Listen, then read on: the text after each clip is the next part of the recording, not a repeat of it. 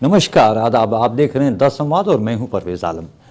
इस वक्त हमारे स्टूडियो में एक बहुत ही ख़ास मेहमान हैं और ख़ास बात यह है कि वो इसी पत्रकारिता जगत से जुड़े हुए हैं।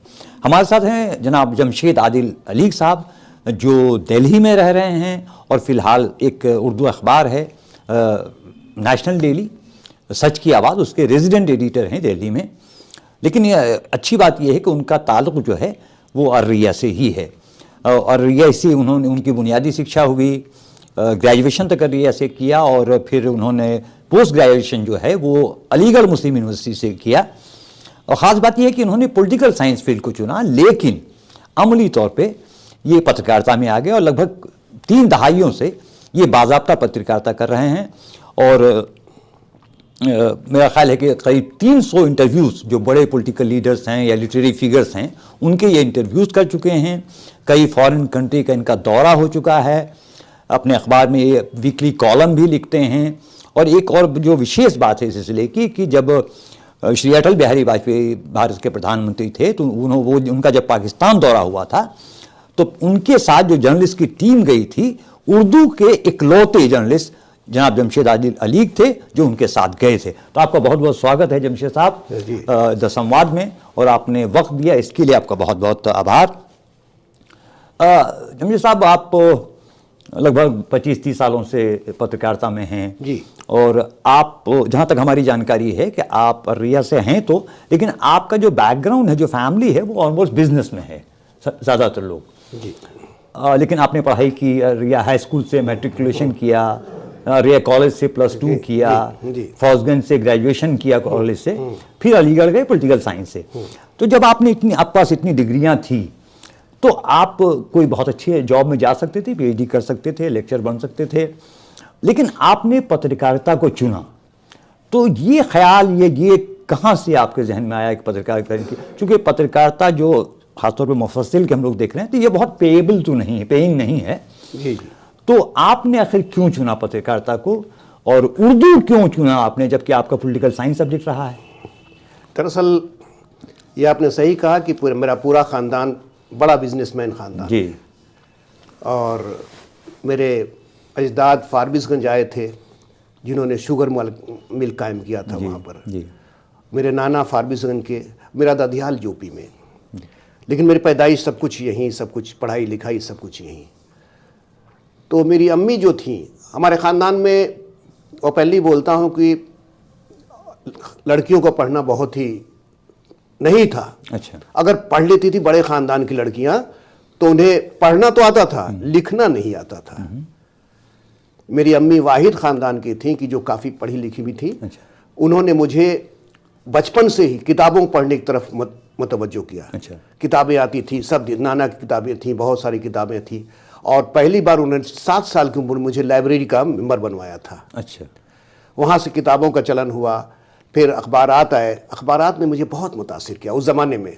और जब मैट्रिक करने के बाद जनाब तस्लीमुद्दीन साहब थे, उनसे मेरी बड़ी कुर्बत थी, घरेलू कुर्बत थी, जो मेंबर ऑफ पार्लियामेंट थे। हाँ, पार्लियामेंट बने, उस वक्त MLA थे वो। अच्छा, बाद में वो, हाँ, तो वो उनसे बड़ी मतलब ये मिली। उन्होंने कहा कि तुम्हारी अच्छी उर्दू है, सब कुछ है, तुम अखबार क्यों नहीं निकालते हो? अच्छा। तो वहाँ से मुझे परिणाम मिली, और वहाँ से मैंने मतलब मैट्रिकुलेशन के बाद ही मैंने हफ्तरोज़ा हफ्तरंग निकाला, वीकली अररिया से। अच्छा। किशनगंज में छपता था, छपाई की बड़ी मुश्किल, पैसे नहीं थे, कैसे क्या हुआ, लेकिन बड़ा चला। लेकिन 6-7 शुमारों के बाद वो फ्लॉप हो गया। फिर उसके बाद इंटर में जाने के बाद फिर शौक चल रहा अखबार निकालने का। हलीम साहब उस वक्त MP हो चुके थे। अच्छा। तो उनसे भी घरेलू मरासम, सब लोग आना जाना, उन्होंने कहा निकालो। निकल गया मसाइल-ए-नौ के नाम से, बड़ा फिर एक उर्दू अखबार निकाला। हाँ, फिर उर्दू अखबार। उस वक्त मेरी उम्र 18-19 साल रही होगी। और आप जब ये चस्का लग गया अखबार निकालने का तो सहाफ़त मेरी राह बनती गई। अच्छा। फिर इसके पहले जब मैं पढ़ता था तो कई अखबारात के लिखता था। आपने लिखते थे? हाँ, कौमी तंजीम सबसे पहले मैंने शुरू किया। उस ज़माने मुझे पहला कार्ड मिला था। अच्छा। उसकी रिपोर्टिंग किया अररिया से। अच्छा। फिर उसके बाद मुझे पटना बुलाया गया कि हाँ ब्यूरो। फिर धीरे धीरे धीरे धीरे बड़ी जद्दोजहद की मैंने। लेकिन आप लगे रहे इसी मैदान में। अब चूंकि बैकग्राउंड मेरा मजबूत था, पैसे की नहीं थी, सब कुछ, वरना इस पेशे में कोई पैसा नहीं था। कुर्बानियां मैंने बहुत दी थी। तो एक बार हसन कमाल साहब नहीं, वो हारून रशीद साहब बिलिट्स के एडिटर थे। अच्छा। तो वो आए, वो सीनियर थे वो हसन कमाल साहब से पहले थे बहुत, नहीं, हाँ, समाल का कंपनी, बिलिट्स के एडिटर थे वो, अब बहुत यंग फेलो थे गाजीपुर के। तो मेरे मरासिम थे उनसे, खतों की दावत। बोला क्या सड़ रहे हो तुम, दिल्ली बॉम्बे चलो तुम मेरे साथ। फिर मैं उनके साथ बॉम्बे चला गया। हालांकि इस दौरान मैं यहाँ पर लेक्चरर भी हो गया था रिया में। अच्छा। वो यादव कॉलेज में। अच्छा अच्छा। मतलब ख़त्म करने के बाद। लेकिन बहरहाल वो मैं जद्दोजहद बता रहा हूँ। और उसके बाद बिलिट्स जाने के बाद फिर एक बार मुलाकात हो गई शाहिद सिद्दीकी से। अच्छा, शाहिद सिद्दीकी साहब से, नई दुनिया वाले। नई दुनिया से। बोला कहाँ तुम हो, बैकग्राउंड जानते थे, मेरी सलाहियत जानते थे, मैं काफ़ी लिखता था, हर अखबार में करीब मैंने छप चुका हूँ मैं। फिर वो कि चलो, हम कि नहीं, मैं वहाँ नहीं, कहाँ रहूँगा, किराए में नहीं रह सकता, मैं अच्छे घर का हूँ, मुझे प्रॉब्लम होगी। बोला तुम मेरे घर रहोगे। अच्छा। और उन्होंने मुझे लिया, बरसों में उनके साथ रहा। अच्छा, नई दुनिया से जुड़े रहे। जुड़ गया, उरूज पर था, नीचे में मुझे पूरा दिया हुआ था, मैं हर चीज़ देखता था। बहरहाल उसके बाद एक बार दौरा हुआ हज करने का। अच्छा। अम्मी को लेके हज करने गया मैं। हज करने के बाद वहाँ अजीज़ बर्नी से मुलाकात हो गई। अच्छा अच्छा अच्छा अच्छा, जो राष्ट्रीय सहारा में बात। हाँ, हाँ। तो उन्होंने कहा कि देखो ये 7 की बात है, 2007 की। हाँ, 6 की बात है। फिर वो अजीज़ बर्नी ने कहा कि मेरे, हम के नहीं, वफादारी तो नहीं छोड़ेंगे। हम कह के नहीं, कोई वजह होनी चाहिए मुझे जाने की वहाँ पे। तो उन्होंने कहा वादा कर लो कि अगर कोई वजह हो गई तो तुम मेरे यहाँ आ जाओगे। जी। तो कोई ऐसी वजह हो गई, कोई ऐसी वजह हो गई कि आप वहाँ चले गए, कि हम चले गए। फिर सहारा में रहे आप? फिर सहारा में रहे, जब तक रहे। आपको पटना जब खुला तो पटना में रहे। जहाँ जहाँ नया एडिशन खुलता, दफ्तर खुलता था, मैं पहले 4 महीने के लिए वहाँ जाता था। हैदराबाद रहा, बेंगलोर रहा, वहाँ लड़कों का टीम बनाना, सब कुछ करना। तो अभी आप सच की आवाज़ में अभी, लेकिन ये इसमें बहुत ये है, सहूलतें हैं, कोई पाबंदी नहीं, आप कंफर्टेबल हैं वहाँ? हाँ, आपको आज़ादी है? आज़ादी है, ठीक है। तो यहाँ से यहाँ तक सफ़र शुरू हुआ। जमशेद साहब, पिछले 30-40 सालों में पत्रकारिता ने बहुत बदलते ज़माने को देखा है। 2 तरह के बदलाव आए। एक तो ये है कि जो टेक्निकल है वो बदलाव आया, जैसे पहले हाथ से किताबत होती थी, उसके बाद वो मोर्स कोड से पोस्ट ऑफिस से भेजा जाता था, फिर फैक्स आया, फिर वो आया, लैपटॉप आया, उसके बाद अब तो मोबाइल की सुविधा है, आप कहीं से मेल कर दीजिए, हो जाता है। ये तो एक टेक्निकल बदलाव है, डिजिटल युग हो गया। लेकिन पत्रकारिता की जो सिद्धांत हैं, वो किस तरह से बदला है? ये 4th स्टेट इसको कहा जाता है। आपकी नज़र में आप उसको कैसे देखते हैं? क्या पत्रकारिता में वाकई वो इल्जाम जो लगाए जा रहे हैं, तो क्या पत्रकारिता में वाकई इतनी गिरावट आई है? क्या गिरावट तो आई है। देखिए, मैं फिर एक ले जाऊंगा आपको समाज की तरफ। समाज जितना ज़्यादा तहजीब याफ्ता हो रहा है, मॉडर्न हो रहा है, उतना जवाल पजीर भी हो रहा है माशरती तौर पर। उसी तरह ज़िंदगी का हर शोबा, पत्रकारिता भी उसका शिकार हुई है। जितना ज़्यादा मॉडर्न हुई है, जितनी सहूलियात मिली हैं, पत्रकारिता जवाल पजीर हुई है। और अब तो ये दौर आया है कि पत्रकारिता नहीं होगी, चाटुकारिता हो गई है। और इस आप भी ये मानते हैं? बिल्कुल 100% मानता हूँ। अच्छा। और इस ये दोनों में है, इलेक्ट्रॉनिक या प्रिंट दोनों में है क्या? इलेक्ट्रॉनिक में ज़्यादा है, प्रिंट में है। प्रिंट में है, बचा नहीं है। प्रिंट भी नहीं बचा ना, बिल्कुल नहीं बचा है। लेकिन इलेक्ट्रॉनिक में ये ज़्यादा है। हाँ, इलेक्ट्रॉनिक में ज़्यादा है, बल्कि बहुत ज़्यादा है। प्रिंट में है कम है, मतलब कम है, बहुत दिखता नहीं है। हाँ, वो बहुत ज़्यादा नहीं दिखता है, लेकिन काबिल बर्दाश्त है। काबिल बर्दाश्त है। अच्छा, ये बताइए कि इसी बदलते दौर में एक सोशल मीडिया आया, ठीक है? सोशल मीडिया को लेके भी 2 तरह की राय आ गई। एक तबका ये मानता है सोशल मीडिया फेक न्यूज़ फैलाता है, एक तबका ये मानता है कि सोशल मीडिया एक प्रेशर ग्रुप के तौर पे काम करता है मेन स्ट्रीम मीडिया के लिए। सही। तो आप इसको किस नज़र से देखते हैं? देखिए, जहर को जहर ही मारता है। अच्छा। ये पत्रकारिता में जो जहर फैला रहे हैं लोग, उसको सोशल मीडिया तिर्याक का काम कर रहा है। अच्छा।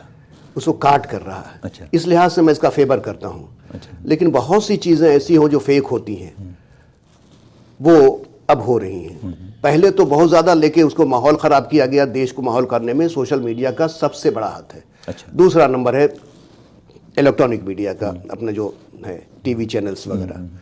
लेकिन सोशल मीडिया में मैं उसका फेवर इसलिए करता हूं कि ये काट कर रहा है जहरीली पत्रकारिता का। अच्छा। और इसको ज़रूरत भी है। वो कहावत है ना कि दुश्मन का दोस्त दुश्मन होता है, वो अच्छा। वाला ही है। हालांकि इसका फेवर मैं मुकम्मल नहीं हूँ सोशल मीडिया के, लेकिन सोशल मीडिया आज के दौर के लिए बहुत ज़रूरी है। एक हद तक ये ज़रूरी है, बहुत ज़रूरी है। और अब टीवी चैनल नहीं देखता है। अच्छा। अब यूट्यूब ज़्यादा देखे जाते हैं। अच्छा। ज़्यादा तौर पर आसानी से मुहैया है, उसको लोग समझ गए क्या है क्या नहीं है। अच्छा, ये बताइए कि एक राय ये भी आती है, या अगर इसको हम इस तरह देखें कि जो मेन स्ट्रीम मीडिया है, जिसके बारे में आप भी कह रहे हैं कि एक चाटुकारिता ज़्यादा हो गई है, और एक सोशल मीडिया है जिस पे भी कई बड़े चेहरे हैं, हाँ, तो क्या ऐसा है कि दोनों अपना अपना एजेंडा चला रहे हैं? नहीं, एजेंडा तो दोनों चला रहे हैं, ये तो सही है। एक एजेंडा है, अब तो नहीं कह सकता हूँ, अब उनका एजेंडा जो है सत्ता की हिमायत है। हाँ। एक का एजेंडा है सत्ता की मुखालिफत। नहीं, सत्ता की मुखालिफत करके क्या अपने को कुछ हासिल करना भी एजेंडा हो सकता है? सवाल तो ये है कि ये 10 साल 2 दौर है, इसमें किसको फायदा पहुंचा है?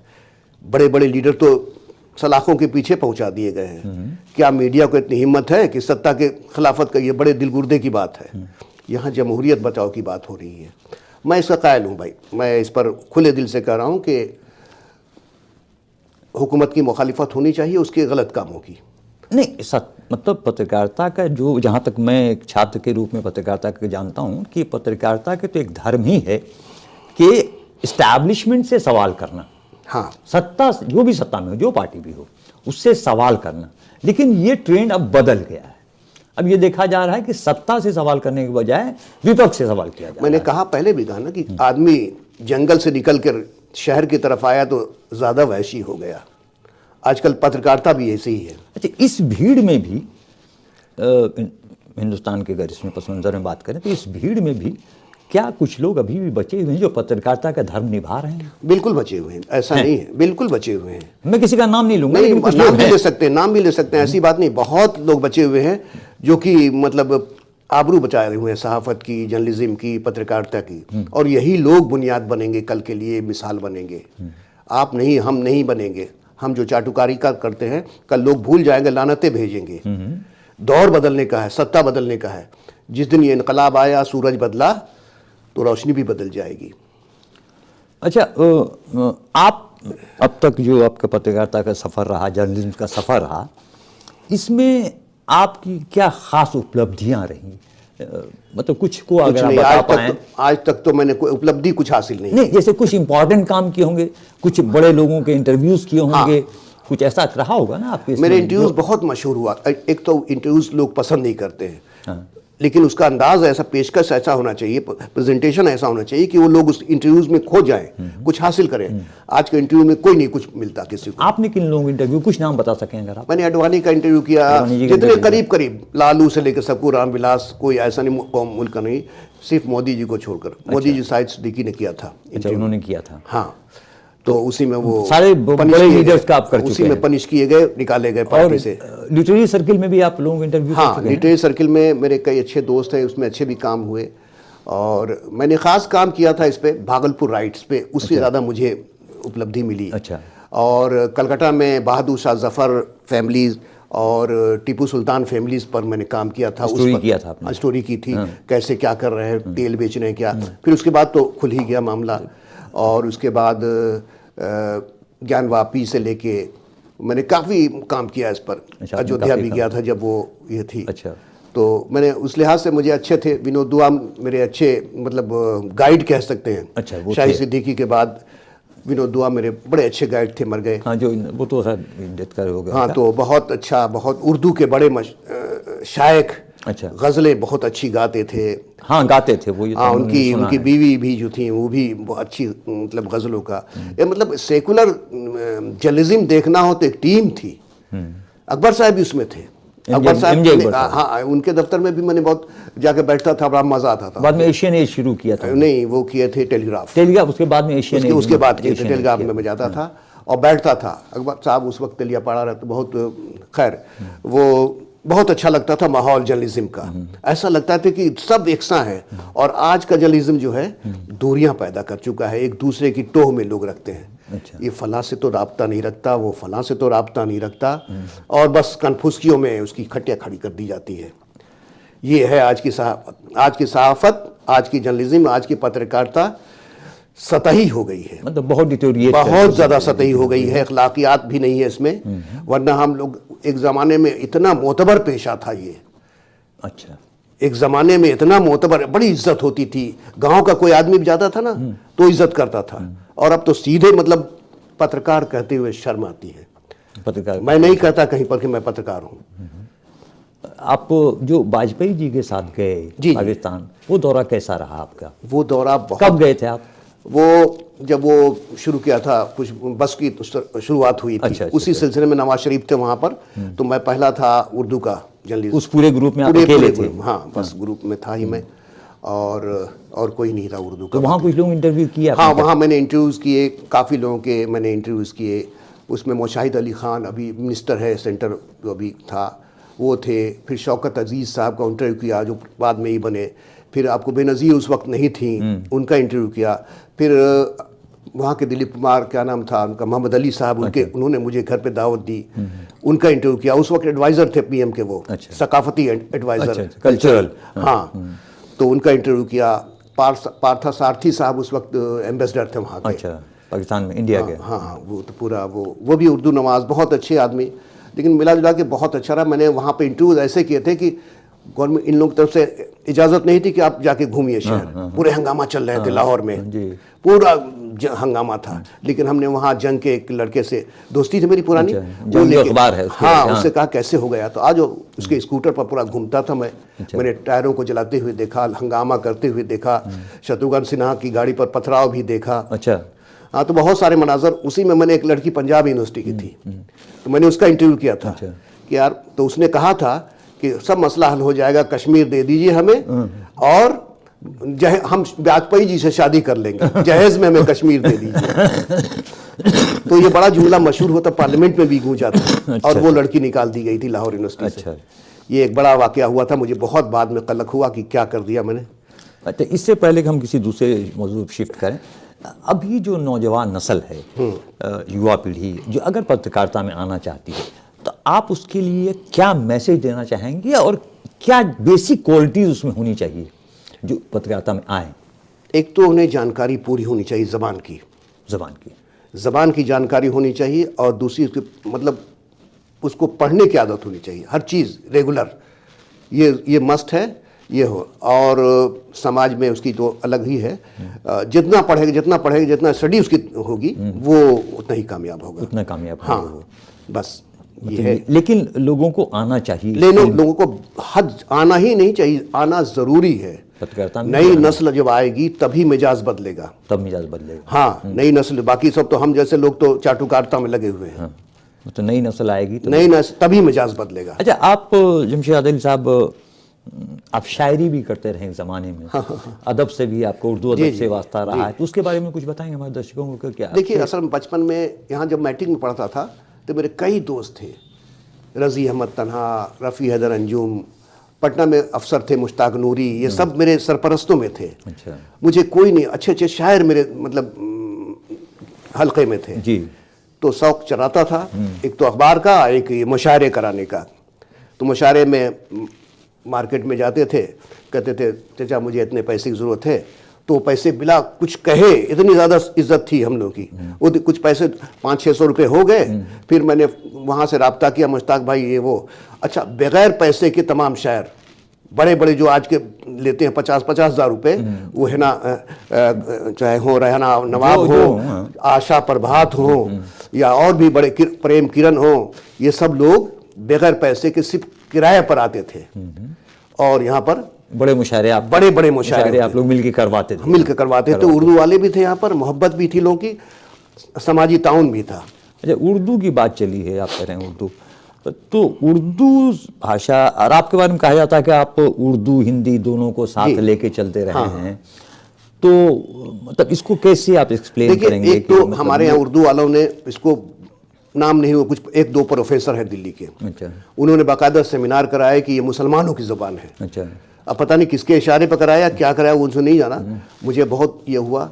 तो फिर मैंने मतलब एक सिलसिला सहारा में शुरू किया, उर्दू है नाम जिसका, और उसमें सिर्फ उनको शामिल करता था जो उर्दू, जो गैर मुस्लिम हैं, उर्दू की खिदमत कर रहे हैं। उर्दू की खिदमत मैंने 100-150 से ज़्यादा इंटरव्यू किए उसके, उन लोगों के, हाँ, बड़े लोगों के जो मुस्लिम नहीं है लेकिन वो उर्दू भाषा से मोहब्बत की वजह से। इसके अलावा उन लोगों के भी इंटरव्यू किया मुसलमानों में जो उर्दू की रोजी रोटी नहीं है उनकी, उर्दू उनकी रोजी रोटी नहीं है लेकिन वो अदब की खिदमत कर रहे हैं। मैं इसलिए इसका कायल हूँ कि उर्दू को ज़्यादा फ़ायदा पहुँचाया गैर उर्दू दां वाले ने, या इस गलत दूसरे पेशे में रहने वालों ने, जो इस रोजी रोटी से जुड़े हुए हैं, वो उर्दू को फ़ायदा ज़्यादा नहीं पहुँचाए हैं, बल्कि उन पर कुछ इल्ज़ामात भी हैं कि उर्दू को बहुत आगे ले जा सकते हैं। अच्छा, उर्दू के फ़रोग़ में मुशायरों का कितना रोल आप मानते हैं? पहले मुशायरे उर्दू अदब को फ़रोग़ देते थे, लोगों में दिलचस्पी उर्दू से पैदा कर देते थे, उर्दू की खुशबू फैलाते थे। और आज जो है ना, बिल्कुल तफरीह का ज़रिया है मुशायरे। अच्छा, मुशायरे नहीं है, ये तफरीह का ज़रिया है। और जो नशस्तें होती हैं वो कामयाब हैं, छोटी नशस्तें, हाँ, ये कामयाब हैं। और वो मुशायरे जो है ना, वो कारोबारी हो गए, प्रोफेशन हो गया है, मतलब कमाई का जरिया, इंडस्ट्री। हाँ, एक वो सेक्टर है, मुशायरा सेक्टर। अच्छा, वो उसमें कई ग्रुप हैं, कई कंपनियां हैं। अच्छा, एक कंपनी अपने लोगों को ले जाती है, दूसरी कंपनी दूसरों को ले जाती है, सब बंधे चुंधे लोग हैं, सबके एकदम ये है। इसके अलावा अवार्डों की भी उड़ियाँ बट रही हैं। ये भी फैक्ट्री है। आप अच्छा अवार्ड लेना चाहते हैं तो कुछ आप पैसे खर्च कर दीजिए, कोई बड़ा इदारा आपको देगा, ऐसा नहीं कि छोटा इदारा। बस ये प्रोफेशन उर्दू के नाम पर ये बड़ा ड्रामा हो रहा है, इस पर भी आवाज़ उठनी चाहिए आप जैसे लोगों की। अच्छा, आप जो ये सीमांचल इलाका है जो हाशियाई बस्तियों में शामिल है, जिससे आप भी वाबस्ता हैं, तो इसको लेकर के उर्दू हो या हिंदी हो, इस साहित्य, इस अदब की खिदमत में आप क्या रोल इसका अब तक देखते हैं? और क्या ये भी और बाकी बड़े जो शहर हैं उनके अदीबों इसकी तरह ये भी खिदमत कर रहे हैं क्या साहित्य की? देखिए, सीमांचल एक ऐसा खित्ता है जिसने मुग़ल दौर में उर्दू की खिदमत की है। उसके बाद ऐसे मतलब इस पर प्रेशर पड़ा कि ये खित्ता कट के रह गया। पॉलिटिक्स कहिए या फिर बहुत सारी चीज़ें हैं इसके पीछे, बस मंजर में नहीं जाऊँगा। पूर्णिया तो एक ज़माने में था जहाँ से उर्दू की लौ चली, फिर मुर्शिदाबाद हुआ, बहुत लंबी चौड़ी कहानी है। ये खित्ता एक स्कूल था, हो सकता था, दबिस्तान हो सकता था, बिल्कुल दबिस्तान हो सकता था, लेकिन ये हो नहीं पाया। हाँ, अब मैं उस पर ज़्यादा नहीं किस पे इल्ज़ाम दूंगा, जो हो गया। अब भी लेकिन इसके बावजूद भी इस खित्ते की खराबी कहिए या खूबी कहिए, यहाँ के अफराद जो है ना, बिल्कुल नामनमूद से अलग रहते हैं, मतलब और अपनी खिदमत करते हैं उर्दू की। मतलब बहुत शोहरत नहीं चाहते हैं, नहीं, शोहरत चाहते तो हैं, वो उसके लिए वो अपने कुछ कोशिश नहीं करते। अच्छा। ना उनके खमीर में है। हक़ानी ऐसा जैसा बड़ा आदमी है, देख लीजिए कैसा मिनकसुल मज़ाद, दरवेश सिफत, अदीब, उस तरह से बहुत नुमान कसर है, खालिद हैं। हाँ, जब खालिद मुबशिर हैं, और भी कई लोग हैं जो कि इस खित्ते से, एहसान कासमी है, ये दिल्ली नहीं जाएंगे, ये अपने ही इलाके में खिदमत करेंगे, या दिल्ली जाएंगे भी तो अपने इलाके की तबलीग करते हैं। आप उम्मीद वाबस्ता रखते हैं सीमांचल से कि इसमें ये सिलसिला साहित्य सृजन का सिलसिला जो है, जी, तख्लीकी सिलसिला जो, तख्लीकी सफर जो है, इसका ये जारी रहेगा? हाँ, बिल्कुल। आप पुरुमीद हैं इससे? पुरुमीद ही नहीं, पूरी यकीन है, ये नहीं कहिए, पूरा उम्मीद बिल्कुल है कि एक दौर आएगा कि सीमांचल एक दबिस्तान के तौर पर उभरेगा। जी, तो बहुत बहुत शुक्रिया आपका वक्त देने के लिए जमशेद अली साहब, और हम उम्मीद करते हैं कि फिर हम मिलेंगे किसी और मौके से, फिर आपसे ढेर सारी बातें होंगी, अलग अलग मौज़ूआत पे बातें होंगी। तब तक के लिए हम लोगों की तरफ से संवाद की टीम से आपका बहुत बहुत शुक्रिया। आपका भी शुक्रिया।